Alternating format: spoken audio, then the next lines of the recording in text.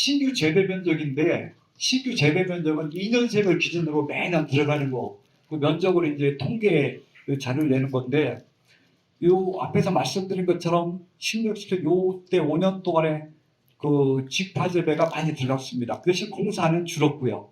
그러다 보니까 과일이 생산돼서 삶이 이제 그 가격도 하나 됐고 그 위에 보면 21년도부터는 이제 가격 때문에 이제 많이 재배 면적이 줄어들어 21년, 22년, 23년도 즉 올해 3년생의 재배 면적이 750헥타르입니다. 그럼 이 면적이 얼마나 치냐면 과거에 2000헥타르 정도 이렇게 많았었는데 750으로 줄었으니까 그 3분의 2가 줄어든 겁니다. 작년에 제가 교육을 할 때 무슨 얘기를 했냐면 예정을 하기에 750 정도 될 거다라고 했는데 농림부 통계가 딱 세 자리 숫자가 한 자리도 틀지 않고 딱 맞은 겁니다. 그러니까 면적이 너무나 이제 거의 80%까지 줄었다고 보시면 됩니다. 그래서 지금 너무 어렵고 하니까 이제 들어가지 못하는데 지금 점차 인사하고 재배력이 많이 줄었습니다. 인삼 수확 면적도 보면은 23년도까지 정점 찍다가 작년에 줄었고요. 또 올해 같은 경우는 그 절반으로 줍니다. 23년도에 절반으로 줄고 26년도에는 750헥타르 정도 수확을 해서 우리 이제 거의 30%밖에 수확할 면적이었습니다. 그래서 현상이 오니까 그럼 인상가격이 올라가냐는 그런 이제 좀 생각도 있지만 어떻게 보면은 너무 소비가 좀 덜 돼서 그런 측면이 됐습니다. 그리고 하나 이제 그 금산이 인삼의 중심지라는 게 공사에도 이제 그 연구소 있고 전방을 할 때 공사에서도 개별적으로 1인당 1000평 정도만 줄이려고 합니다. 계약면적. 그러니까 결국은 나머지는 어디서 구입할 거냐. 해외에서 에기스만 뽑아뒀지 아니면 금산 시장에서 직파재배 사겠다는 얘기입니다. 직파재배 사면 서플이 떨어지는 것도 아니고 우선 가격이 그 3분의 2 수준밖에 안 되니까. 그럼 차당 공사는 3만 원이지만 한 달에 2만 원이면 육군 넘쳐나게 할 수 있으니까. 그래서 공사는 점차 그런 사업적 계획을 가지고 있으니까 금산에서 인삼을 재배하면은 전망은 사실은 괜찮습니다. 또 이제 재배 면적이 주로 논 재배인데 논과 밭이 재배 면적이 똑같습니다. 밭은 더 이상 할 데가 없으니까 뒤집어서 하고 깎아내서 하고 해도 더 이상 삶이 안 나오는 거죠. 그렇게 해도 우리가 초작지 좋은 제 한국보다 수량이 그 20-30% 적게 나옵니다. 그리고 그래서 이제 논으로 많이 가는 거고, 그 논에 갈 때 이제 그 문제점이 다 좋은데 스페를 받기 싫습니다. 근데 심은 산들은 산을 늦춰 심으니까 비가 많이 와도 좀 피해가 적은데 직파산들이 가장 취약할 수가 있습니다. 그래서 그러니까 논산 같은 경우는 이제 항상 그 습해 염두에 두고 하시고 작년에도 7월 10일날 비가 많이 와서 그달에 많이 피해를 봤죠. 그런 것처럼 논에 많이 들어갈 때 우리가 습해가 기준과 그 주의를 하셔야 되고요. 그 지역별 재배 면적이 줄은 건데 요거 왼쪽은 각 지역별 경기, 강원, 충남 쭉 보면은 이게 계약 재배입니다. 계약 재배 2년생 면적을 쭉 보면 16년도랑 크게 큰 변함이 없습니다. 그러나 16년도부터 23년도까지 미계약, 직파 재배를 얘기하는 거 보면 제일 많이 재배된 충북도 뚝 떨어져서 600헥타르 가까이 됐다가 200헥타르 정도 떨어졌고요. 거기뿐만 아니라 충남, 충북, 전북 그리고 이제 그 강원도에서도 많이 재배를 했었는데 강원도에서도 재배를 했었는데 강원도는 거의 제로 상태입니다. 그래서 외지 나가서 이제 금산딸이 많이 인삼만 가지셔서 많이 인삼을 갖고 와서 금산 시장도 살리고 했습니다만 이제 점차 그 면적은 외지에서 재배하는 건 거의 줄었다라고 이제 보시면 됩니다. 그래서 이와 같은 전망이니까 인삼을 재배 면적 그리고 시장감 서서히 오르고 있으니까 인삼만 잘 치면 괜찮고요. 그리고 일부 도매하시는 분들이 사실 3월 말에 취급하니까 정확하게 그 정보를 알고 있습니다. 그런 분들도 이제 저한테 오셔갖고 인삼 재배해야 되겠다. 이거는 전멸식 들어야 되겠다. 그럼 2년 됐든 3년생이 됐든 최소 자반 2만 원씩은 받을 수 있겠다. 라고 이제 그런 말씀들을 많이 하십니다. 인삼이 우리가 이제 홍삼으로 많이 해서 수출되고 그러는 것도 좋지만 실제 우리가 튀김, 삼베타용 그렇지 않으면 그것도 이제 사실 금단에서만 집약적으로 생산할 수 있는 거거든요. 그러면 금단에 계신 분들인데 그와 같이 집약적으로 해서 굳이 6년까지 가지 않아도 3년간만 수학을 해도 전학 2만 원씩만 하면 어느 정도 그거보다 낫고 안정적으로 정부에 줄 수 있고 그런 게 생각이 듭니다.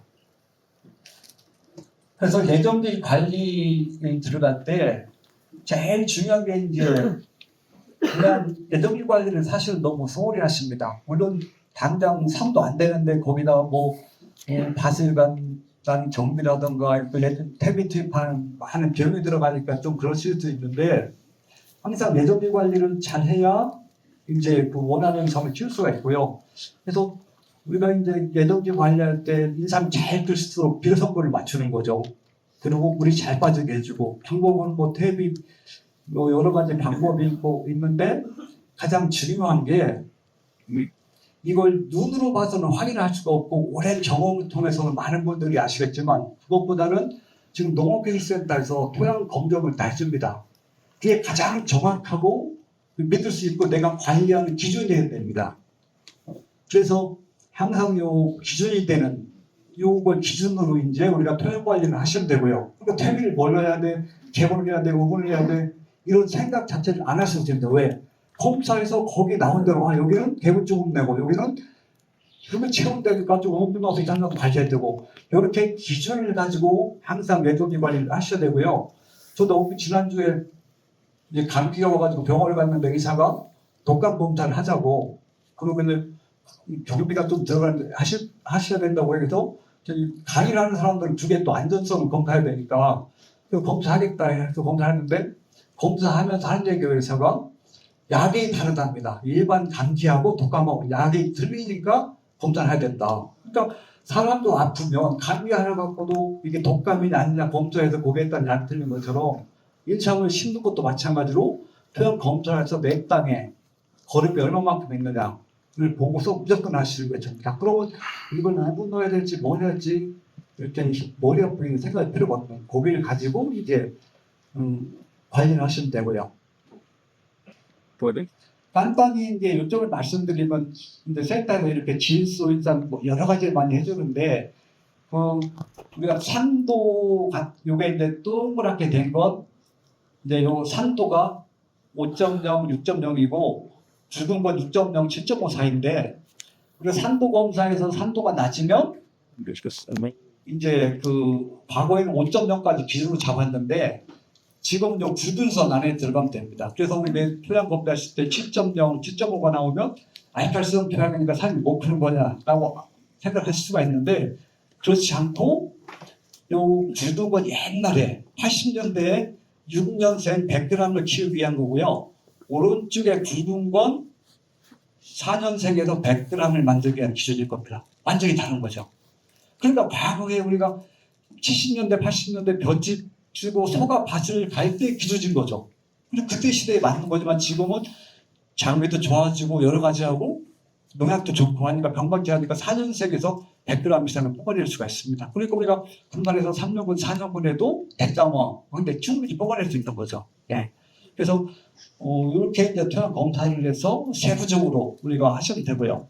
그래서 철분과 같은 경우 산도가 낮으면 황산, 염산 이렇게 생각하시면 됩니다. 그래서 모든 걸 녹입니다. 그래서 우리가 하우스 옆에서 과수원 인산동 주면은 막 쇠파이프 빨리 녹아버린다고 비닐 상하다고 하는 것처럼 산도가 낮으면 그와 같은 이런 철분들이 쉽게 인산 흡수가 돼서 적변이 많이 됩니다. 그래서 산도는 항상 6.0에서 7.5 사이로 유지하시는 게 제일 좋습니다.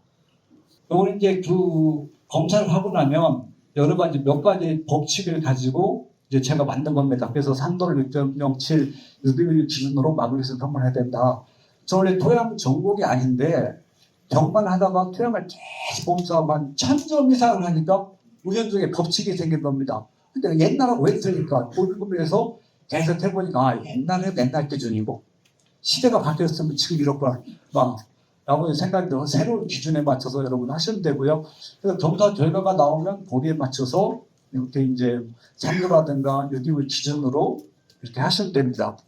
쉽게 유기물은 우리가 그 식물체가 녹아야 퇴비로 쓴 걸 얘기하시면 되고요. 복합비로 화학비로 뺀 거고요. 근데 유기물이 낮으면 칼이나 마그네슘도 낮게 있으면 되고 유기물이 많으면 칼이나 마그네슘도 높게 있으면 됩니다. 그래서 유기물이 3.5면 칼이 0.8, 마그네슘 4.0.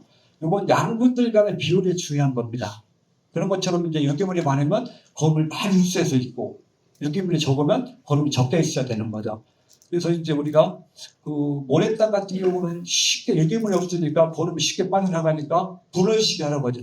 저기 수시로 비료를 줘라. 근데 진창 땅들은 그냥 비료를 두세 번만 줘도 별 필수가 똑같은 것입니다. 그래서 우리가 유기물이라는 것 거름을 잡고 있고 하니까 그걸 기준으로 또 칼이나 마그네슘 이렇게 비율을 서로 알 수가 있고요. 땅의 깊이별로 오늘 30cm까지 거름성이 똑같이 있어야 됩니다.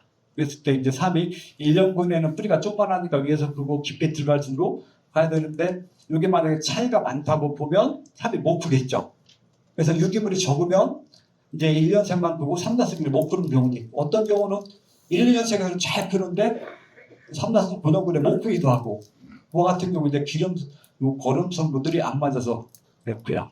그 논에서 이제 논을 토양 검사를 하는 건데 위에만 살짝 뜨면 거름이 여기 있으면 많다고 나올 거고요. 속에만 뜨면 거름이 안 나올 겁니다. 그래서 밭을 가는 깊이 내가 30cm 깊이라면 30cm가 떠가지고 이걸 보로 섞어서 검사를 해야 평균이 나옵니다.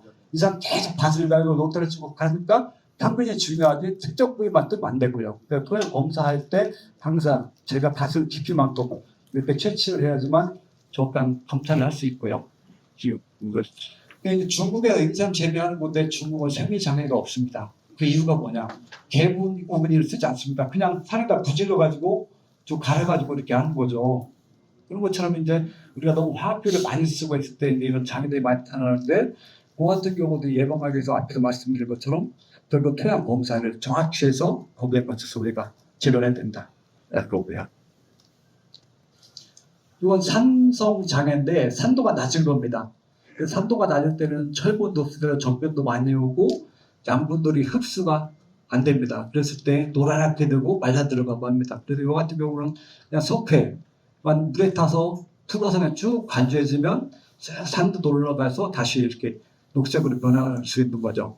그래서 이게 단순한 것 같지만 그냥 노란병 왔다 막 걱정만 하고 이것도 저보고 저것도 하고 그냥 한번 대답을 찾을 수가 없습니다. 정확한 것 그냥 센터에서 한번 딱 뜯어주면 산도가 낮네요. 금방 2, 3일이 나오니까 바로 석회만 치면 이렇게 쉽게 얻을 수가 있고요. 그래서 석회, 생석화폐였던 겉석회 같은 풀어가지고 쫙 반전을 하면 되는 거고 이게 2년분 3년생에서 이렇게 장애가 왔었는데 반대로 쭉 가니까 4년생이 이렇게 정상적으로 된 겁니다. 그러니까 우리가 이제 토양 검사를 위해서 산도만 하나만 저도 이렇게 상이 잘 될 수가 있고요. 그래서 중요한 게 뭐냐면 증상이 나타나면 대부분 다 증상을 알 수가 있겠지만 애매한 것들은 바로 토양 검사를 통해서 정확하게 원인을 파악하고 그 다음에 하시는 게 좋고요. 이건 입이 노랗게 되고 이제 갈색으로 반점 생기는데 주로 이제 칼리 질소 이상 칼리할 때 칼리 성분이 많아서 그렇습니다. 같은 경우는 이제 예정일을 짧게 하면 칼이라든가 질소는 비가 오면 녹아서 물에 빠져나갑니다.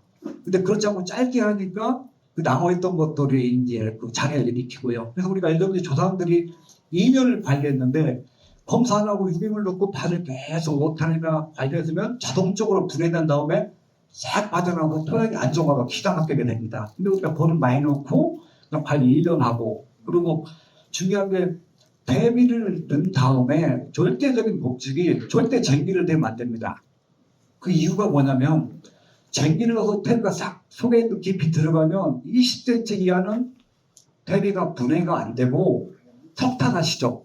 우리가 땅속에 석탄을 캐죠. 식물체가 땅속에서 산소도 없고 하니까 그대로 있는 겁니다.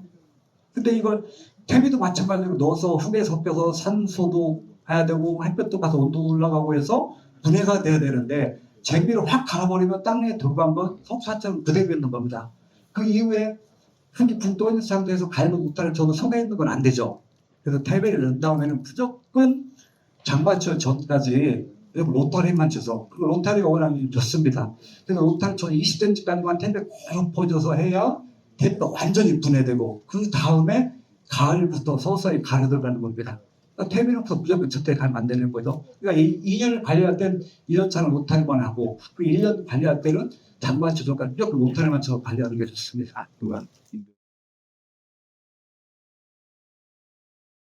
요 이제 예전에 검사를 하면 여기가 산도가 높냐 낮냐 그걸 고치는 하나의 방법입니다. 그래서 우리가 황산 마그네슘이 있고 즉 황산 겉으로 갑니다. 그래서 산도가 중성일 때 같은 경우는 이제 그 황산 마그네슘을 넣는데 이걸 넣으면은 산도는 변화가 없는데 마그네슘 전체가 올라갑니다. 그래서 황산 마그네슘을 넣을 때는 산도가 중성이고 염료가 낮은 때 마그네슘 들어갈 때 이렇게 드시면 되고요. 그 수산화 마그네슘인데 이건 알칼리성입니다. 알칼리성이라 이건 토양에 뭐 300평에 300kg, 30kg, 60kg 쭉 넣으면은 이건 이제 산도도 약간 올라가고 대신 마그네슘도 올라가죠. 근데 이건 염료 농도를 변화시키지 않습니다. 네, 그래서 이와 같이 이제 마그네슘 종류도 황산 마그네슘이냐 수산화 마그네슘에 따라서 다릅니다. 근데 이걸 쓸 거나 저걸 쓸 거나 할 때는 항상 토양 검사를 해서 기준을 가지고 쓰시면 되고요. 그리고 토양 검사를 하고서 대비를 넣고 검사한 다음에 한 3개월, 6개월 지난 다음에 다시 한번 검사를 해서 내가 이 땅에 넣었는데 모래 땅은 쉽게 올라가지 않습니다. 많이 들어요. 정비 땅은 많이 올라가고 흙마다 틀릴 거니까 그래서 검사를 해서 다시 한번 내가 30kg 넣었는데 곧 돌만큼 올라가고 해서 그걸 보고 다 추가로 이렇게 관리하시면 됩니다. 오늘 산도가 7.9, 산도가 8.0인데 6년분입니다. 한 5kg 이상, 6kg 가까이 나왔습니다. 그러면 우리가 산도가 높아도 이상 그렇게 크게 문제가 되지 않습니다. 오히려 낮은 게 문제가 되고요. 우리가 국가에서 이장님들한테 석회보토 목산지들로 이렇게 관저 이장님들한테 금을 주는 이유가 있습니다. 비가 오면 산성비가 내려가고 해는 1년에 0.5씩 떨어집니다. 그러니까 작물이 자라려면 최소 6.0 이상 산도가 돼야 되는데 무조건 국가에서 그걸 하기 위해서 석회로 공급에는 무료로 주는 겁니다. 기본적으로 토양에 산도 유지하려고. 근데 그건 잘 안 쓰시는데 그거 쓰시는 게 부작이 좋습니다. 그 이자비용 통해서 국가에서. 근데 국가에서 그렇게 무료로 주면 진짜 중요하기 때문에 다들 공급을 하는 거죠. 그래서 그와 같이 이제 우리가 산도도 공부를 하고 낮은 것보다는 높게 이제 그 재배하는 2, 3 재배하는 데 유의하고요. 그래서 우리가 이제 그 앞에서 산성장애 말씀드렸고 염류장애인데 우리가 염류장애라는 쉽게 얘기해서 작년에 김장배 많이 하셨죠. 배추에 있는 물을 빼내기 위해서 소금에다 절이죠. 그 배추를 소금에다 안 절이면 사실 말려도 김장할 수가 있습니다. 근데 번거롭고 하니까 소금을 넣으면 왜 배추에 있는 물이 막 나오죠. 염류장애라는 게 똑같습니다. 토양의 질소, 화학의 성분이 많아버리면 이 섬에 있는 물이 토양을 막아버립니다. 이게 발생되는 게 이제 우리가 염류장애라고 하는 거고 비료가 많이 넣어서 비료가 쫙 분해가 되죠. 그럼 각각의 것들이 이제 소금과 같은 역할을 합니다. 이 성분이 딱 왔는데 이게 농도가 지나니까 배추 절임과 같이 이게 이 섬에 있는 물이 땅으로 오버려요. 그러니까 삶이 노란해지고 숨을 못하니까 특히 5월 가물 들면 심하게 발생하죠. 그래서 요걸 예정비 관리할 때 반드시 충분히 관리 기간을 거쳐갖고 필요 없는 걸 빼내고 탭을 완전히 기습을 시켜서 하셔야 되고요. 그리고 이제 용량농도가 높은 것도 배토를 하거나 용달, 높이작물을 제거하고 이제 약이다. 이것도 이제 녹아나는 별성분을 빼내는 게 중요하고요. 그리고 우리가 논에 수산물라스를 재배하는데 제가 논에 수산물라스 금방 재배하지 말라고 이렇게 교육을 했다. 그 이유가 뭐냐면 수산물라스 5월 파종에서 7월말 지나서 이제 8월 초에 다 날씨가 좀 가라앉으면 되는데 시간 변화 때문에 이렇게 할 수가 없죠. 그럼 좀 내일 가서 9월달 되고 그러니까 지로도 그냥 로타를 치죠. 그러면 밑에 바닥은 쇠트바트가 단단하게 됩니다. 수산물라스 파란 그냥 쳐서 막 뒤에 북극을 쏙 그런데 그게 분해가 되면은 내가 질소에서 뽑아 먹는 게 그대로 분해가 돼서 나오고 이게 땅속으로 빠져나야 되는데 못 빠지고 그대로 녹아버립니다. 그러니까 비료가 수단만에서 됐다가 다시 비료로 되니까 내가 똑같은 것이 되는 거죠. 그래서 논에서는 기본적으로 벼를 재배할 때 거름 성분이 충분하니까 기본적으로 예전 관리할 때 가다리하고 물 빠짐을 좋게 해석하고 스타니라스를 키우는 것보다는 가리를 해서 비료를 빼내는 게 중요하고 물성 배설하는 게 진짜 중요합니다. 근데 친구 막 수단이라스 쳐가지고 9월에 막 10월달, 5월달 저거 곱게 만들어서 해서 이런 건 괜찮은 것 같은데 나는 3년생 보면 밑자리고 불합 빠지고 이런 겁니다. 그래서 제가 수산문화서는 재배하지 않고 만약에 녹비작물을 정 재배하고 싶으시면 기본적으로 잘 배수 만든 상태 가을에 호미를 발전을 하시고 그 다음에 장마철 정리나 후에 호미를 새까맣게 죽습니다. 좀 근데 쫙 로타리 한번 곱게 부셔지면서 땅이 좋아집니다. 그러니까 수산물화서는 동시적에서도 고름성분이 별로 안 됩니다. 그래서 차라리 호미를 재배하시는 게 좋고요. 이제 우리 창원지 같은 거 창원 쓰지만 이렇게 하면 비물이 안 들어가죠. 그러다 보면 이제 물은 여기서 날아가고 도랑이 떨어지면 비료 성분이 그대로 올라옵니다. 쉽게 이해하면 염전이라고 생각하시면 됩니다. 물은 날아가고 비료 성분 남아 있어서 그래서 3년생, 4년생 되면은 그게 쌓여갖고 염류장에다 그런 이제 들어오면서 문제점들이 많이 발생을 하죠.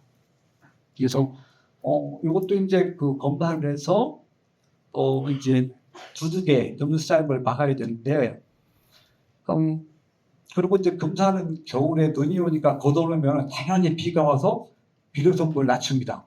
그렇지 않고 자광열 은박 쓴 데는 검은 놈이 많이 쌓이죠. 그래서 검을 많이 쓴 데는 항상 가을에 검사를 해서 이제 염류가 위로 않도록 해야 되고 봄에 올라온 걸 이렇게 물을 줘갖고 내려야 됩니다.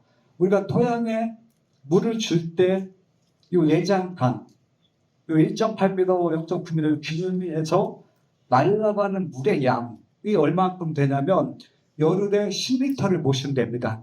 증발량이라고 하는데 그러니까 그만큼 밑에서 올라오고 위로 날아가니까 그만큼 비료가 쌓이는 거죠. 그래서 우리가 물을 줄 때 물을 4시간 정적을 깔면 분사원을 깔면 이거 얼마큼 줘야 돼? 라고 할 때 우리 기준으로 보통 6리터, 8리터 이렇게 예장들을 주라고 하는데 그 기준이 뭐냐면 날아가는 양이 그 양이기 때문에 그걸 주라고 하는 겁니다. 그래서 그 양만 주면은 수분이 일정하게 유되니까 날아가는 것도 없고 그러니까 거름성분도 일정하게 있는 거죠. 그래서 물이 이게 농가를 보면은 막 4시간씩 정도 틀어놓고 막 개운할 때까지 돼야지 훌쩍 보는 건 좋은데 실제 상황 때는 엄청나게 안 좋습니다. 그래서 증발량이 예장달에 10리터니까 그 기준으로 특히 열흘 간격 그러니까 열흘 간격만 딱딱 그거만 주면은 우리가 이제 이런 염류장이라든가 건조할 때 발생할 수 있는 문제점들입니다. 예방할 수가 있겠고요. 여기도 이제 3월 파종하고 나서 0.6이었었는데 우리 딱 6월달 되니까 5개월 가물죠. 그러니까 순식간에 2배 이상의 1.5로 딱 돼버리는 겁니다. 날아가는 물은 많고 또 비가 안 오는 해는 더 심하겠죠. 그러니까 염농도가 진하다는 얘기는 소금물 농도가 진해진 거죠. 그러니까 이 사람이 수분 흡수를 못하니까 더 나아있게도 갈색으로 변하는 속도 말라버리죠. 등두개 위에 높이가 이렇게 틈을 떠서 이렇게 심어보면 여기에서 7cm는 이렇게 놀아나게 되고 8cm, 14cm 그러니까 15cm, 20cm 깊이 두둑의 높이는 이렇게 삶이 제일 좋습니다. 제가 4년생이 아니면 수확하고 나서 주둥을 그대로 다시 한번 심어본 거거든요. 그러니까 이런 주탄들이 이게 다 섞여서 예정이긴 하지만 시간이 갈수록 염료는 비료성분 올라오니까 여기 장애들이 발생하고 뿌리가 난발성을 위해서니까 피해갈 수 거고 깊이 들어간 거는 10cm 있으니까 될 겁니다. 그래서 비료 성분은 항상 토양적인 이동을 한다라는 걸 생각을 하시고 그러니까 예정될 때 항상 이동하지 않도록 이화학성을 맞추지 않으면 1년생은 좋은데 나중에 3년생, 4년생에서 병두피해를 볼 수가 있습니다. 그리고 또 앞에서 말씀드리고 싶다고요. 이게 차광지 같은 경우는 안 걷어놓으니까 살이 못 들어가는 겁니다. 그래서 물 떨어지는 데서 이렇게 수분이 들어오니까 배어들어가 여기만 좋고요. 그래서 여기도 마찬가지입니다. 밑으로 그 가운데로 거름선만에 몰려서 이렇게 봄 되면 물비가 나다가 말라버리고 나다가 말라버리고 하니까 그냥 수분 흡수가 안 돼서 말라버려서 이렇게 고산돼 버리고 하는 요령을 제가 말씀을 하는 거고. 이게 두둑의 높이를 비가 많이 오고 뭐 하니까 무조건 높이면 좋다 이렇게 말씀하시는데 절대 논이라고 해서 두둑을 높게 하면 절대로 안 됩니다. 그 이유가 뭐냐면 우리가 책에 보면 두둑을 뭐 35cm, 40cm 하라는 얘기는 영양분에 맞는 높이입니다. 근데 우리 직판재배를 하니까 그럼 직판재배는 1년생 잘 커야 15cm 밖에 안 되는 거죠. 그리고 나중에 영양분 되는 여기 뿌리가 30cm, 40cm 되니까 길게 갑니다. 그럼 두둑의 높이를 어떻게 맞춰야 되느냐? 15cm로 매일 6년생에 맞출 거냐? 아니면 뭐 1년생에 맞출 거냐? 근데 3은 1년생은 1년생에 맞는 높이를 해주셔야 되고 6년생은 6년생에 맞는 높이를 두둑을 해줘야 되는데 1년생 갖다가 두둑을 너무 높게 하니까 가뭄 많이 타고 그리고 땅에 쉽게 건조하게 되죠. 그러니까 이게 만약 6년생이면 좋겠지만 1년생이니까 어려운 거죠. 그래서 1년생 직판재배할 때는 절대 두둑이 15cm, 좀 25cm로 30cm만 되면 됩니다. 우리도 이제 볕집에 보조 사업을 했는데 저기 연구소 많이 쓰는데 이렇게 숨이 쫙 땡기면 많이 벌어집니다. 가을 많이 타니까 그걸 모아서 해야 수분 증발 같은 것도 막을 수 있고 이제 오히려 때 가뭄에 의한 그 연구장의 피해를 막을 수가 있고요. 논에서 배수가 안 돼가지고 이제 물 보이고 하면 비료성분만 계속 쌓이게 되는 거죠. 그때 뿌리가 발변되고 이렇게 말라 들어갑니다. 그러니까 물이 쭉쭉 빠지면 물매가 계속 나고 하게 되는 거죠. 이제 저희 아버님 농사를 주실 때 논입니다. 논이 보통 경리지구가 100m에 44m 높거든요. 청편인데 보통 가운데 이렇게 끊죠. 가운데는. 근데 대부분 이제 들어오고 나서 끊어갖고 이제 50m 두둑을 만들고 이렇게 하는데 어느 어디든지 가보면 저도 3칸, 4칸째게 가보면 물이 보입니다. 강쪽으로. 왜냐면 처음에 가다리를 잘하고 했어도 로타리가 막 치죠. 하다 보면 흙이 몰리는 겁니다. 그럼 여기를 깊게 파야 되는데 흙이 몰려있는 상태에서 가운데 밭두고 할 시간이 없죠. 그건 몰려있고 그렇다고 내가 직접 트랙터 하면 되는데 그렇지도 못하고 그렇다고 트랙터 바쁘신 분들 시간 오래 걸리니까 할 수도 없고 그래서 결과적으로 이제 끊을 때 50m 좁고 산악관 들어가서 여기에 끊어야 됩니다. 100m 길이면. 이걸 끊어야지만 나중에 비가 많이 와서 쭉쭉 빠지고 앞에서 두둑을 제가 25cm, 30cm 만들려고 하셨는데 그래야지만 삶이 제대로 큽니다.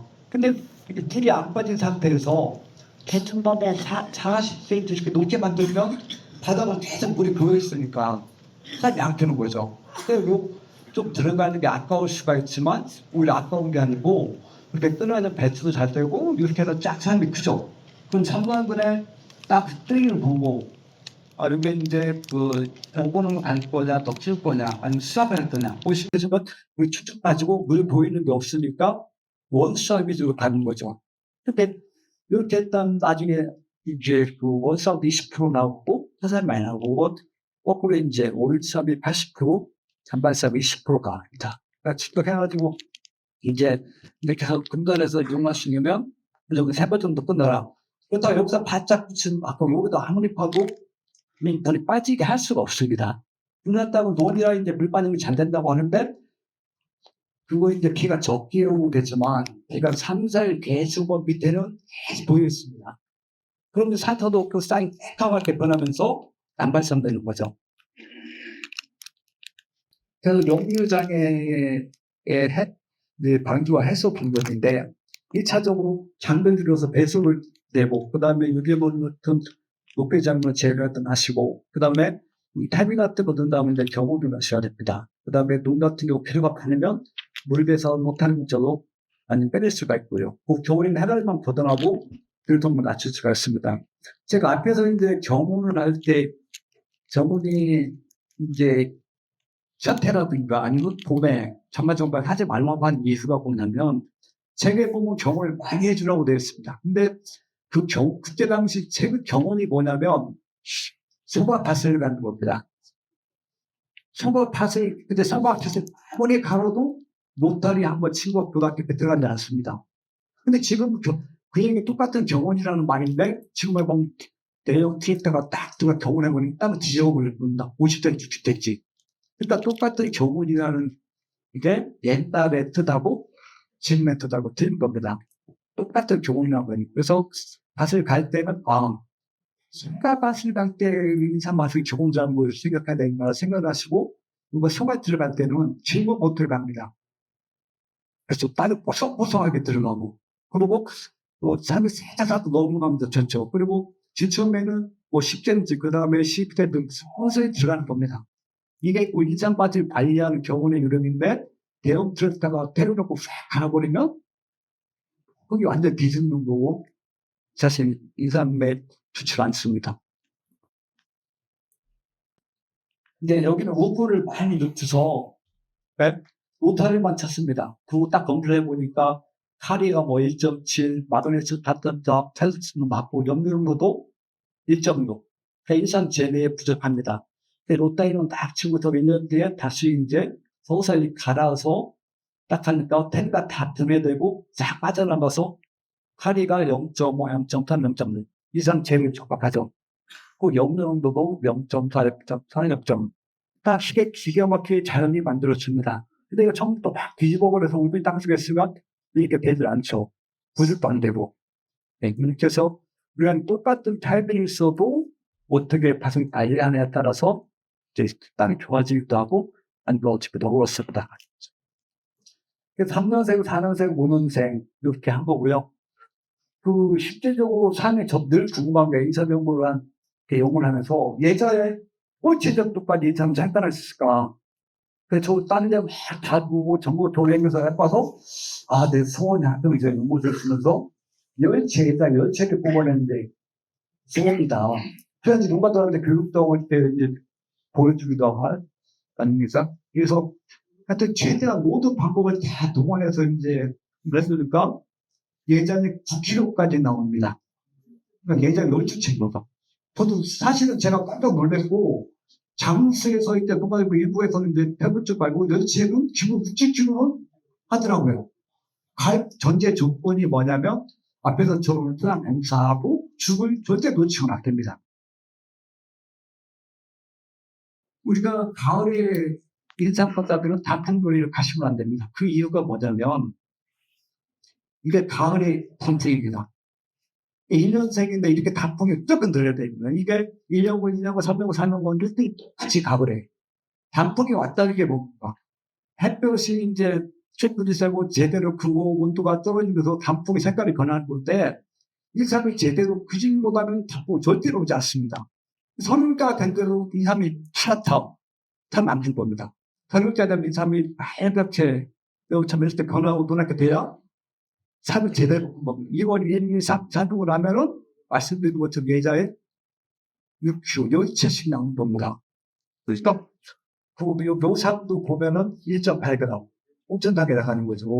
그러니까 저도 깜짝 놀랐는데, 인삼이 이렇구나. 근데 왜 이게 안 됐을까? 그동안 옛날에는 어쩔 수 없이 그랬지만 지금 모든 게 따라고 서서히 모든 걸 좋아져서 하나부터 열까지 다 적어버렸을 때 이렇게 클 수가 있는 장면이구나. 그런 생각이 들어서. 그래서 글쎄 뭐만 하나만 딱 붙이면 되고 대비부터 태양부터 뭐 그랬을 때 이렇게 주변이 나은 거죠. 강우리 직선선 자답변 우리가 이제 앞에서 추덕이 높으면 햇볕만에 들어오니까 쉽게 마른다고 이렇게 했습니다. 그래서 이제 물을 주셔서 물 준 것도 이제 위에서 이렇게 준 방법도 있고요.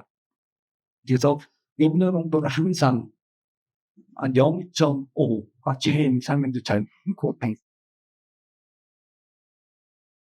그 다음에 산을 키우는 거 이제 광합성인데 저 산에 있는 나무나 모든 것들은 큰 원리가 까창합니다. 햇볕을 보고서 방한성을 낳는 겁니다. 근데 이제 그건 하나님을 해주지 않으니까 뭐 햇빛이 얼마 우리가 신경을 쓰질 않죠. 그러나 인삼은 음지성을 잘 걸리기 때문에 그늘막을 해주고 일정한 방을 이렇게 해준다 광합성을 하도록. 햇볕을 받으면 여러 가지 물질을 만들거든요. 광원 특성에 따라서 2, 3일 크는데 2, 3일에 적합한 거니까 20도, 25도. 우리는 우리가 이제 해가 힘수를 해주는데 앞에서 두둑 높이도 1년생 달아야 되는 것처럼 햇빛의 양도 달라야 됩니다. 시끄러 초등학생은 초등학생에 맞는 식단이 있고 대학생은 대학생에 맞는 식단이 있죠. 그게 인상은 광입니다. 근데 우리 1년생 집화들을 딱 해놓고 캘 때까지 그대로 하죠. 그러니까 결과적으로 이제 우리가 원하는 이성을 생산할 수가 없습니다. 그래서 면색별로 시기별로 정전을 해야 되는데 뭔가 첫번 해주면 이제 인사는 엄청나게 클 수 있다는 거죠. 이걸 먼저 생각부터 하시고 원산을 대로해야 되는 거죠. 3이 아침에만 큰다라고 저 수없이 많이 들었고 그렇게 들었습니다. 이사 아침에만 큰다고? 그럼 점심 때는 안 크나? 3에는 생물인데 보이잖아 라고 생각했는데 그게 맞으면서도 틀린 얘기입니다. 요거는 이제 한국의 해가림, 우리나라 해가림이죠. 평상시기니까 아침에 빛이 들어옵니다. 그러니까 요때 온도를 낮고 하니까 이 참 잡힙니다. 근데 여기는 동길, 여기 미국입니다. 제가 하고 똑같은 우리나라에서 당장을 가져가고 제외한 겁니다. 또 해가림도 틀린데 왜 삶이 클까? 막 파보고 몰래몰래 캐고 다 했는데 여기는 아침에 볕도 적습니다. 그래서 10시부터 4시에는 망사로 방이 더 많이 들어옵니다. 그 삶이 아침에만 그런 게 아니라 시설을 어떻게 해줬느냐에 따라서 이제 삶이 크는 시가 다른 겁니다. 그래서 제가 하우스 같은 경우도 이게 아침, 저녁 적게 들어오고 낮에 방에 많이 들어오죠. 그럼 여기서는 아침에만 삶이 큰다는 얘기를 이론을 접한다고 보면 이런 데 삶이 아프야 되는데 실제적으로 삶이 질풍이다. 우리는 요 시설에만 한정적으로 이제 아침에만 큰다는 얘기를 적용을 하고 수가 있고요. 그러면 실제적으로 삶을 키우려면 아침뿐만 아니라 점심, 오후에도 계속 키워야 되겠죠. 과거에 벼짓 쓰다가 여러 가지 쭉 이제 해가림이 이제 들어가되는 거고요. 그래서 뭐 자각망 저건직, 단단점이 다 있습니다. 그래서 왜 삶이 자각망 저건 이렇게 밤을 비교해 보면 11시하고 3시만 딱 비교를 해보면 자각망은 요게 이제 광이 얼마만큼 들어오냐. 평균적으로 2%, 그리고 1시에 2% 들어옵니다. 자광들은 자광보다 광이 많이 들어가고 6%, 7% 정도 들어오고 일망진 4%, 2%에서 광량은 초광지가 많고 그 다음에 은박지 저항망입니다. 해가림 자재에 따라서 그렇게 초광량이 틀리니까 결과적으로 이 사람의 세구의 차이가 있을 수가 있고요. 이게 우리가 차광방하고 저독적인 해가림에서는 아침에 빛이 쭉 들어왔다가 10시부터 광이 안 들어옵니다. 거의.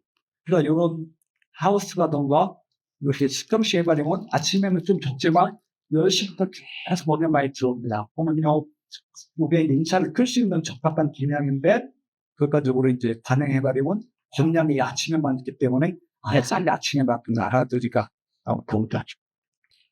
또 차관밥인데 그 반응이 10시부터 부족한 것과 하나 문제가 있는데 반이 딱 들어오면 직사광선이 이렇게 들어옵니다. 그 햇볕에 직사광선이 들어오면 노화가 되고 이렇게 탄다고 말씀드리고 그러니까 타기도 하고 나중에 되면은 방이 부족하고 근데 무조건 타버리는 우리는 이제 고온비가 하는데 사실 하늘이 온도 높여서 삶이 타는데 자연에서 기상 변화라고 하지만 실제 그렇지 않고 유효한 지금 해가 되면 규적의 문제로 이렇게 발생하는 겁니다. 그 8월 7, 8월 아침에 많이 들어오면 타고 그 다음에 넘어간 방이 부족해서 못 타고 이런 거죠. 그래서 이거에 대한 우리가 개선을 하지 않으면 키울 수가 없다라는 거고요. 산마다 이게 노란하게 된 정도로 그러니까 영국으로 측정을 할 수 있는데 노란하게 된 병수가 좋은 거고요. 체납 병수가 많이 봅니다. 한 개체만에도 이렇게 당에 따른 반응이 다르고요. 여기처럼 1, 2년생은 광이 이렇게 들어오고 이렇게 들어오니까 광이 부족하지 않습니다. 그러니까 1년생, 2년생은 이전적으로 들어주건 내려주건 처음부터 치건 저는 광에 대한 문제가 없습니다. 그러니까 그렇게 1년생 무조건 관리를 하시고 그 대신 3년생 딱 되면은 3년생이 키가 크죠. 그런데 이렇게 크면은 삼각정 안에 들어가는데도 광이 부족한 겁니다. 그러니까 이만큼 산이 못 푸는 거죠. 못 푸니까 핸드폰하고 앞으로 다 고개 숙이는 거죠. 그래도 그 시기별로 보면 해갈이 어떻게 들어오고 어떻게 나가는 거를 찍어본 거고요. 그래서 이제 해갈이들은 어떻게 갈 거냐. 그래서 요 차량방을 쓰실 때 요 톱을 지금 한 5장 쓰는데 뭐 30여가 줄이시고 됩니다. 줄이시고 왜 105장 이상을 쓰냐면 과거에 노예하고 뭐 하니까 비물 때문에 역병이 나면 탄저병 나니까 그렇고요. 이 본역진 발생이니까 그걸로서는 일반 비가 왔을 때 발생하는 정원병, 단전병을 못 막으니까 결국은 이제 핏물이 안 맞는 거죠. 그러니까 그래서 이제 이렇게 청암막을 길게 하면은 방이 부족하게 되고 그렇습니다. 그리고 과거에 그랬다고 보면 지금은 약도 좋고 뭐 우리가 안전성 다 잔류 짧게 가는 약들이 많이 있습니다. 그럼 약이 그렇게 개발됐으니까 결과적으로 인상을 크기 위해서 요 해가리법도 줄이고 그리고 이제 봄에 같은 경우는 이주기로 여기까지만 딱 놓는 겁니다. 그 다음에 그 면역이라는 걸 이제 그 설치하시면 되는데 면역은 논이라든가 밭이 동쪽으로 틀어지는 거 있죠. 할 수 없이.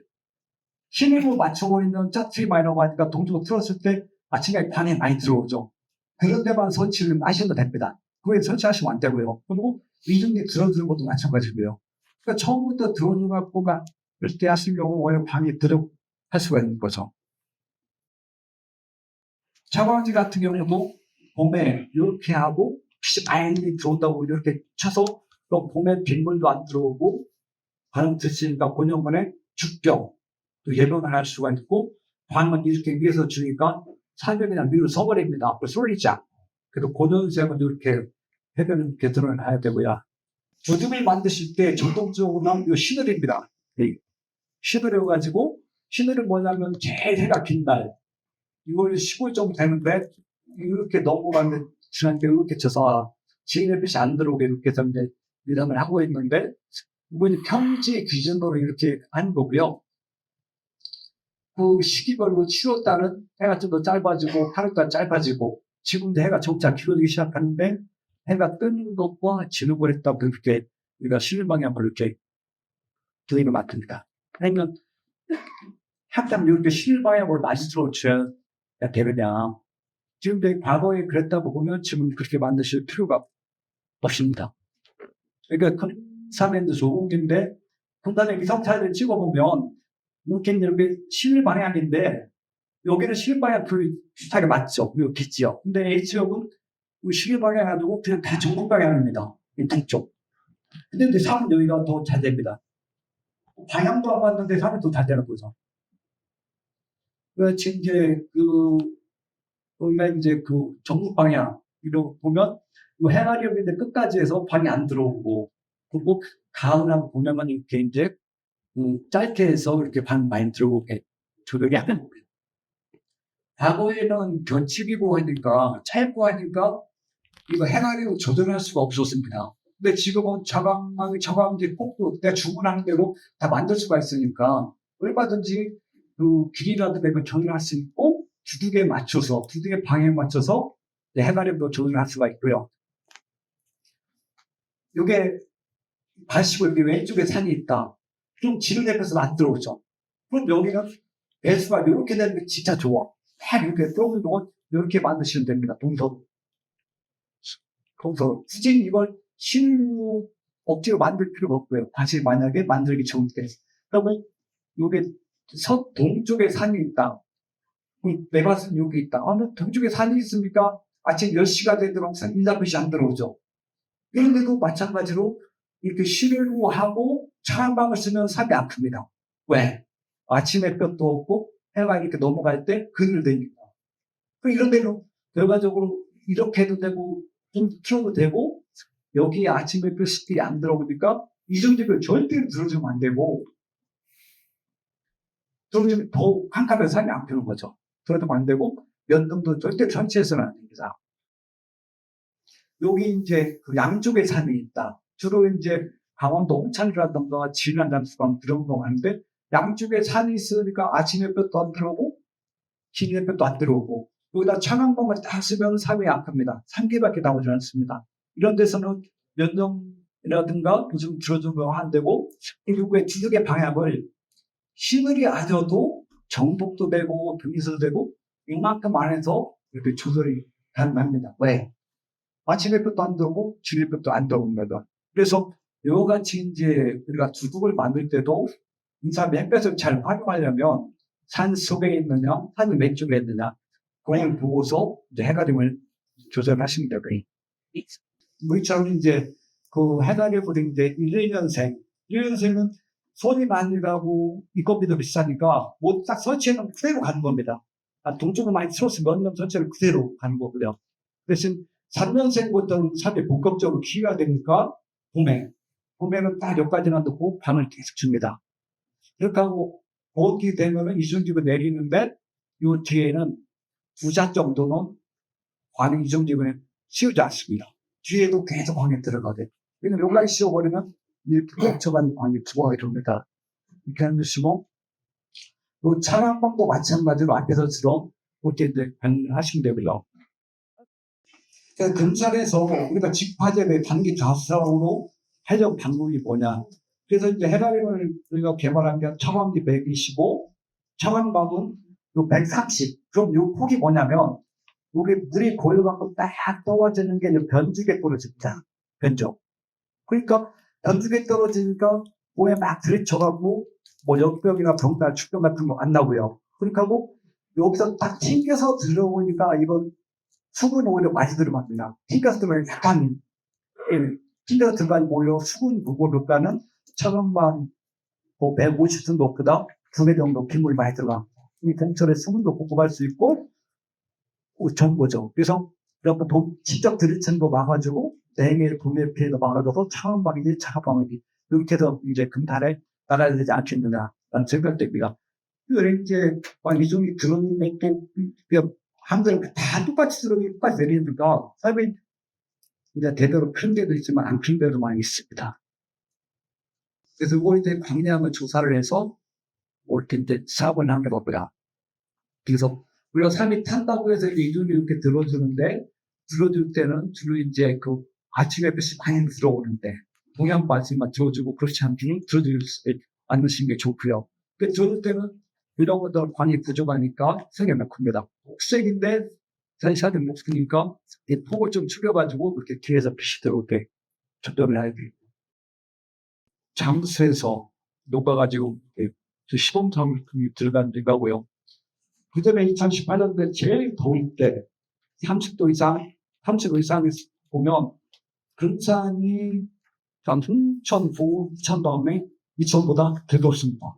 그냥 30일 정도면 금산이 두 번째. 어떻게 보면 금산에서 재배가 가능한 방법은 전국에서 다 재배가 가능합니다. 근데 제가 완전반하고 이제 짧게 경우에 대해서 말씀드리도록 하겠습니다. 인삼의 이제 경우에는 뭐 잔혹병 외에도 여러 가지 겹이 많이 발생을 합니다. 토양에서 발생하는 것도 있고, 다른 물건 현기타고 다른 타고 모아서 전문돼서 발생하는 또한 연쇄별로 그게 발생하고 있다는 자료를 합니다.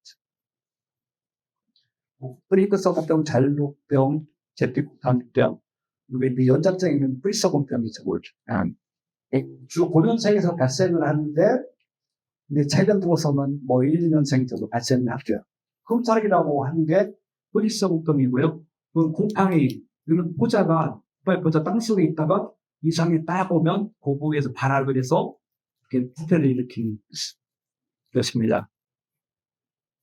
잔혹병은 이제 봄에 모듈이라고 해서 많이 피해가 하는데, 그래서 우리가 성탄을 반자고 장탄을 반자고 하는데, 이건 토양에서 발생하기 때문에 입에다가 줬을 효과가 없습니다. 그리고 땅에다 주면은 좋은데 약값이 비싸고 간주해서 하면은 또 잘는 나올 수 있고, 그리고 또 하나가 가물으면 별게 없습니다. 왜? 미생물들도 병원에도 미생물이니까 물이 있어야지만 크거든요. 근데 가물으면은 병 없는데 정작 발악이 떨어집니다. 그러면 이제 방법은 뭐냐면 병도 잡고 수분도 잡아야 되니까 이제 잔류가 안 되는 약들 있죠? 그리고 이제 관주, 특히 여길바이오 같은 봄에 물질을 비고도 상관없습니다. 2배, 3배 정도 차이 난다니까. 그러니까 그 대신 약효가 짧은 겁니다. 그래서 그거를 타가지고 반드시 몸에 막 부어야 특히 고령분들도 그렇게 하시는 게 좋고요. 이게 한번 발생되면 옆으로 쭉 퍼져나가죠. 그리고 이렇게 주위에 걸렸다가 그대로 안 일기도 하고 이렇게 쓰러집니다. 내가 1년새 녹화 같은 데 심한 거야. 그러니까 이게 한번 발생된 다음에 계속 옆으로 퍼지니까 첫해 쭉 오면 루시에빠가 2년, 3년, 4년 되면 나중에 이쁘 되면은 꽉 잡는 점은 살이 없어 보면 바닥에 해요. 그래서 발록병은 첫 해에 반주 올라올 때 반주를 해서 잡아야지만 2년생, 3년생까지 방제를 할 수가 있다. 그리고 고주, 제피곰팡이병이나 줄기성균병은 그 균들이 다 고죽에서 활동을 하거든요. 곰팡이. 그러니까 우리가 고죽 제거, 마른 균을 반드시 제거하셔야 되고요. 그게 모든 인상 병범들의 가장 죽고 있는 사람입니다. 이 균이 있다가 올라올 때 꽃이 맺어니까 부딪히면 이렇게 죽자는 거, 닮은도 시도하고요. 그리고 또 화경 제거한 데도 가서 여기까지 축배를 시키고, 여기 제거에 이제 또 발을 기본되고요. 이 전립병도 마찬가지입니다. 내리 같은 것도 왔을 때 이제 이 부위로 재택도 붙고 전립병이 죽는데 항상 울타리를 설치하고 앞에서처럼 우리가 뭐 죽조림 한다고 산조림만 딱 쳐놓는 것보다는 이중집을 그 선달까지 말아놔서 이게 비가 들이치는 거 막아주고 바람도 막아주고 이렇게 하면 이제 죽병 어느 정도 줄일 수가 있고요. 육면색 정원이 이렇게 했어. 앞에서 말씀드린 차광제 폭인데 너무 짧으면 빙크에 떨어져갖고 이렇게 패여가지고 죽병이 나죠. 그래서 인간한테 125 정도 떨어지면은 물이 여기 떨어져가지고 등재가 안 생기고요. 입에 이제 전문의가 온 다음에 이게 별 모양으로 가면 이거 전문의고 그다음에 딴게 그렇게 건너가면 전문의병이 아니고 그다음에 이거 제피곰팡이병입니다. 약을 쓰실 때 처음에 이렇게 왔는데 그 이후에 양산이 별 모양이 나온 전문의병 약을 주셔야 되고 그렇지 않으면 이제 제피곰팡이병 약을 줘야 됩니다. 이게 화경 제피곰팡이병인데 주로 전연색은 주합니다. 그러나 이게 5분 6분 키우려면 이 꽃대를 제거해야 되죠. 과거에 4년생에도 제동한다고 이게 시를 달았는데 지금은 18, 6년생까지 제동을 하지 않습니다. 이제도 꽃대를 제거합니다. 그렇게 했을 때 언제 제거하느냐에 따라서 제거 부위로 제피곰팡이병의 두발을 쭉 하고 들어가서 이렇게 이제 뿌리까지 이렇게 부패를 일으킵니다. 이건 이제 화경이 올라와서 쭉 올라오면서 굳어집니다. 이렇게 완전히 굳어지게 되면 우리가 손으로 집을 때 뭉개지고 끊어집니다. 그러니까 이게 이제 요 정도 상태, 한 5cm 처럼 이렇게 연해가지고 똑똑 고사리에 우리가 꺾듯이 잘 꺾어집니다. 그래서 화경 제거할 때는 일찍 제거하시는 게 좋고요. 그 다음에 늦게 제거하시면은 다 뭉개져서 여기 들어오면 그래서 일찍 제거하시는 게 좋고 그거를 이제 쭉 경도별로 보니까 한 5월 10일부터 벌써 굳어지고 아래부터 이렇게 경도가 지구가 돼서 윗부분만 따게 됩니다. 그때 막상 윤기 드는 거서 씹하다 보면 밑에서 자르다 보면 위에만 톡톡 따기도 하고 그때 상처가 많이 나서 이제 절피시 걸렸고 많이 늦게 제거하면 고정관계로 이게 커가지고 오히려 인상 체력도 많이 떨어지고 입이 벌어지는 것도 늦습니다. 일찍 제거를 하면 입이 확확 피고 집혀서 면면들 갖고 하니까 참 크죠. 특히 직관예배는 매식을 하니까 입이 겹치죠. 그랬을 때 이제 우리가 그 상태에서 꽃대까지 늦게 제거하면 참 생각도 꺼지고요. 어쨌든 저때 늦게 제거하면은 아무리 약을 줘도 상처가 있기 때문에 계속해서 줄기 그리고 나중에 뿌리까지 굉장히 답해서 피해를 받는 리스크가 있을 때 그거 딱 제거한 다음에 포리옥신도 전부고 여길 봐요. 그랬을 때 이제 아미토페민이나 프로그리고 약을 주면은 딱 멈춰가지고 이때 상처가 아무 때 병만 안 들어가면 됩니다. 근데 이제 귀가 굳어진 상태에서는 여기처럼 약을 줘도 상처가 있어가지고 계속 균이 먹어 들어가는 거죠.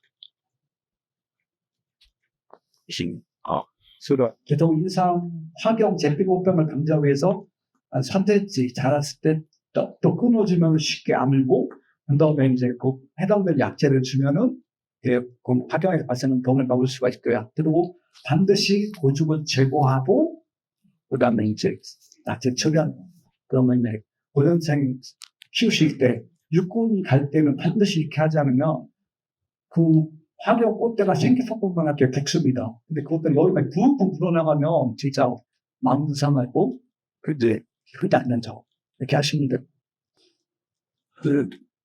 근단에서 제일 고질병인 연장장애 필석을병입니다. 2, 3년대까지 좋은데 갈수록 항처리가 생기고 왜 지나가도 그런 경우가 많죠. 한 경화하는데 흉터를 갖겠다. 흉터리가 이제 요건데 병원편이 딱 붙여가지고 서서히 부배시키는 겁니다. 그래서 잠을 수확하고 나서도 10년 지나도 이 균이 땅속에 살아있어서 이렇게 이제 병이 발생합니다. 뭐 조작지 또 병이 안 나는 게 아니라 표면은 살짝 먹고 나보자. 백년분 같은 경우 15.8%. 조작지라고 하더라도 6년생 가면 100개 중에 15뿌리는 이 병에 걸려서 의사를 썩는 거죠. 그러니까 조작지는 병이 적다 뿐이지 안 나는 게 아닙니다. 그래서 전빙의 기준 제가 있는 가화했을 때 이제 일성한병 이게 그런 거고요. 조작지라고 하더라도 옆에 산캔밭이 있으면 트랩다 작업보다 흙이 무거우면 그대로 균이 같이 무거운 겁니다. 오염돼서. 왜 그거 중요하셔야 되고요. 개토, 훈적, 여러 가지 방법. 이게 순종하는 방법인데, 근단에서 보조사업을 많이 합니다. 그러니까 돈을 한 20만 원 정도부터 끄적대는 힘들게 청해라. 특히 명령군 대학 재배하신 분들은 계약 힘들게 청해라. 얘기를 합니다. 근데 아직도 이제 많은 분들 안 하고 계신데, 균이 있는지 없는지도 모르고 병이 날지도 않는지도 모르고 괜찮습니다. 그리고 이제 처리하면은 병 밀고 잡고 입을 내고 있고 엄청 뻘쩍이를 분해서 지역 사업을 양면에 먹었었어요. 이게 이제 처리를 안 하면 이렇게 균이 남았는데 처리를 하면 균이 자게 배시상에서 이제 균을 균이라서 이렇게 조사를 하는 거죠. 그 논에서 재배하는 제작기가 좀 단축시킬 수가 있는데 이 작업을 수확하고 별로 쉽죠. 그 다음에 다시 벼를 한 2, 3년 심을 때 조건이 노타에만 심고 벼를 심지 마시고 깊이 갈아버리세요. 흙을 뒤집고 그래야지 그게 이제 벼 크는 그 깊이에서 균이 사멸됩니다. 그렇지 않고 균이 땅속에 깊이 들어가는 석탄처럼 계속 잠만 잡니다. 잠만 자고 있다가 이상할 때 다시 올라오면 살아서 다시 벼를 일으킵니다. 그래서 제가 옛날 객토 한 대를 가가지고 4, 5년 뒤에 객토 30cm 한 밑에 다 퍼다가 그걸 산을 심어 보니까 병이 나는 거냐. 이렇게 균이 땅속에서 오래 가는구나. 저 이제 그 병을 일으키는데, 좀 임순하고 수확하고 병을 심을 때, 그 깊이 가서 뒤집어도 벼 심고, 뒤집어 벼 심고 해야, 우리가 이제 그런 몇달 심었을 때, 이 균의 밀도도 감소시키고, 이제, 짧은 시간에 재단을 할 수가 있는 거예요. 그래서 물에다가 넣으면 이제 균이 이렇게 분해가 돼버립니다. 해충은 여러 가지가 있는데 보통 분해 이제 발생했을 때 아무도 넣지 않고요. 하나 이제 이제 이게 파충치벌레입니다. 작년에도 이 피해가 심했습니다. 8월달 많이 가물었죠. 9월 중순까지 30일 이렇게 됐으니까 다른 해에는 저번이나 탄저병은 없는 대신 2, 30일 말라 들어갑니다. 말라 들어가고 싱거워서 우는데보다 감염 때문에 그런 거라고 생각할 수도 있지만 참치벌레는 벌레가 다 즙을 빨아먹습니다. 즙을 빨아먹어서 똥이 싸가지고 따먹게 되는 거고요. 이게 서서히 말라들어가고 전평은 일주일이면 싹 뒤로 쓸어버려요. 그래서 몇만 강짜리도 2, 300개 발생이 됐는데 다음에 서두가로 가보니까 삶이 없는 겁니다. 싹 말라버려요. 그래서 항상 고온기 때 8월달 지금막 끝나고 났으래도 이것이 사춘기에는 전체벌을 했던 걸 주시는 게 좋을 거야. 봄부터 이제 발생을 하는데, 봄부터는 우리 가을과 지하, 땅이 노래버치면 자동적으로 문제가 됩니다. 근데 8월달 1년은 소득을 안 하시죠. 그러면 이때 이제 요 벌레가 일주일이면 알을 한 300씩 쌓고, 그때 일주일이면 다 돌아다니면서 즙을 빨아서 이렇게 변했다. 이마 끝나고 나서도 한 번은 병치로 약을 주시는 게 베스트. 뭐또 제가 인삼 축제 캐릭이 선거를 하고 다닌 데 있는 게, 근데 다 그냥 지난 주간에 괜찮은데 갑자기 이렇게 이거는 천체벌레 때문에 그런 거죠. 근데 농약은 이제 1년에 등록된 거, 등록된 1년에 딱 한 번씩만 쓰시면 되겠다. 그럼 자녀도 안전하고 두 번 쓰실 필요도 없고, 인삼에 엄청나게 많은 이제 약이 등록돼 있어서 나름대로 견제력을 가지고 다 놓으시면 되고요. 그러니까 농약을 막연하게 쓰시는 것들이 하는 책에 딸이도 농약이 다르게 이렇게 주면은 이 똑같은 맛인데 서울새가 보이는 색깔 이게 도안에서 참 수험할 수가 있는 거죠. 예, 하여튼 오늘 날씨도 안 좋은데 장기간 교육과에서 힘드셨고요. 제가 사진 위주로 빨리빨리 막 해야 좀 지루하지 않고 원장님 했는데가 좀 헷갈리신 게 저희 연구소가 재원에 있습니다. 어쨌든 여러분들이 옛날에 중간에 인사를 몇 곳을 만든다고 그래서 만든 게 연구소고요. 그래서 작년부터 이제 그 운명별로 잠목관이 있습니다. 그래서 잠목관 해야 돼. 거기서 연구소에 해라 하고 이제 그 상부도 보고 잠도 보고 저희 풍경을 거의 다 많이 갖춰놨습니다. 그 해관 비서도 다양하게 했으니까 와서 한 달에 1년에 한두 번 정도는 와서 잠깐별로 회의도 하시고 유산 받고 궁금하신 거 있으면 또 물어보시고 이렇게 해서 여러분들과 하고 정말들 이렇게 바뀌어서 잘 치길 바랍니다. 뜻에 공부 많이 받으시고 건강하시고 고맙습니다.